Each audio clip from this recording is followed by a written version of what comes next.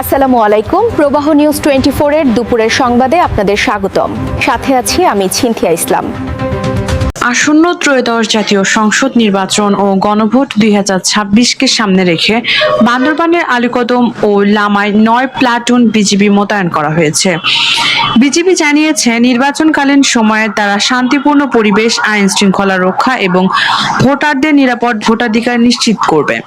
62টি দুর্গম ভোট কেন্দ্রে 5টি বেজ ক্যাম্পের মাধ্যমে বিজিবি দায়িত্ব পালন করবে।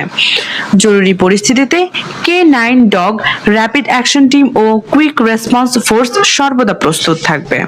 একটি পেশাদার, শৃঙ্খলাবদ্ধ এবং নিরপেক্ষ বাহিনী হিসেবে বিজিবি নির্বাচনকালীন সময়ে শান্তিপূর্ণ পরিবেশ নিশ্চিত করা, আইন শৃঙ্খলা রক্ষা এবং জনগণের ভোটাধিকার সুরক্ষায় সক্রিয় ভূমিকা পালন করবে। নির্বাচনকালীন দায়িত্ব পালনের ক্ষেত্রে গণপ্রজাতন্ত্রী বাংলাদেশ সরকার ও মাননীয় নির্বাচন কমিশনের সকল নির্দেশনা বিজিবি কঠোরভাবে অনুসরণ করছে। বর্ডার গার্ড বাংলাদেশ রাজনৈতিকভাবে সম্পূর্ণ নিরপেক্ষ থেকে সকল রাজনৈতিক দল ও প্রার্থীর জন্য সমান সুযোগ বা লেভেল প্লেইং ফিল্ড নিশ্চিত করতে সহায়ক ভূমিকা পালন করবে, যাতে নির্বাচন প্রক্রিয়া অবাধ, সুষ্ঠু, নিরপেক্ষ এবং গ্রহণযোগ্য হয়।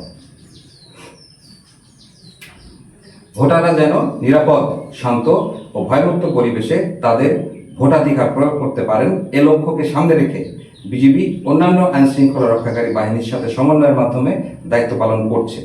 একই সাথে জনগণের মধ্যে আস্থা ও সচেতনতা বৃদ্ধির জন্য বিভিন্ন প্রেরণামূলক এবং উদ্বুদ্ধকরণমূলক কর্মসূচি পরিচালনা করে যাচ্ছে, যা ভোটারদের অংশগ্রহণকে আরও উৎসাহিত করবে ইনশাআল্লাহ।